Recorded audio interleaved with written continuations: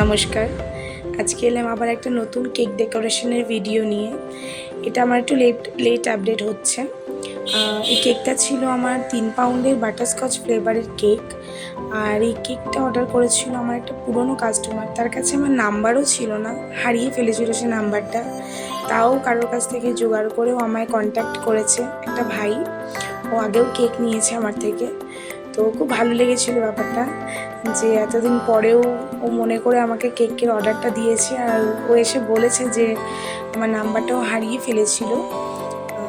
তো ভালো লাগে বেশ এরকম কাস্টমারদের পেলে। যাই হোক, তো দেখুন, অ্যাজ ইউজুয়াল প্রতিটা কেকের মতো এই কেকটাও আমি একের পর এক লেয়ার দিয়ে সেট করছি।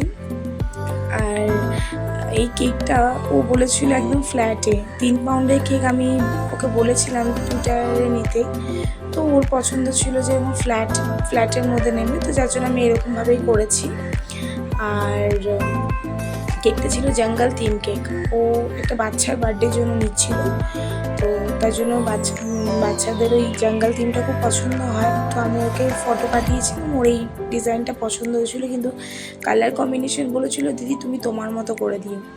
তো আমি এটাতে দুটো কালার দিয়েছিলাম, একটা ইয়েলো আর ডুয়েল সেট করেছিলাম অ্যাকচুয়ালি, একটা ইয়েলো আর অরেঞ্জের মধ্যে।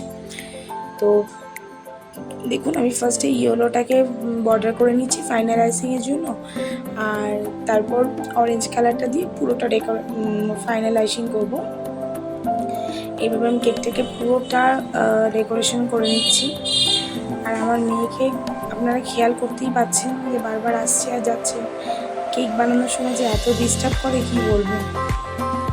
ও সব জিনিস দেখতে হবে, কি বানাচ্ছি, কার জন্য বানাচ্ছি, হাজারটা কোয়েশ্চেন আমাকে আনসার করতে হয় ওই কেক বানানোর সময়।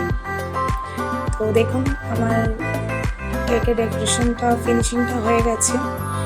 এবার আমি গ্রাস নজল দিয়ে, ওই যে আবার এসেছে, যাই হোক, এবার আমি গ্রাস নজল দিয়ে পুরোটা গ্রাস করে দিলাম, যেহেতু জঙ্গল থিম গ্রাস তো থাকবেই। আর এই ড্রিপিংটা দেওয়ার সময় আমার ক্যামেরাটা অন করতে ভুলে গেছিলাম।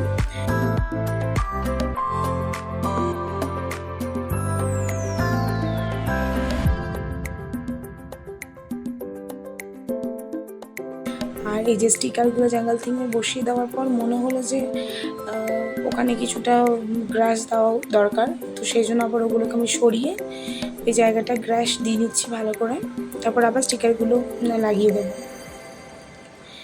এভাবে পুরোপুরি কমপ্লিট ডেকোরেশন। আর একটু বাকি আছে, স্প্রিঙ্কেলগুলো জাস্ট দিয়ে দিলেই কেকটা আমার রেডি হয়ে যাবে। দেখুন কেকটার ফাইনাল লুকটা কীরকম হয়েছে অবশ্যই জানাবেন। দেখুন, এটা হচ্ছে final look. Thank you for watching.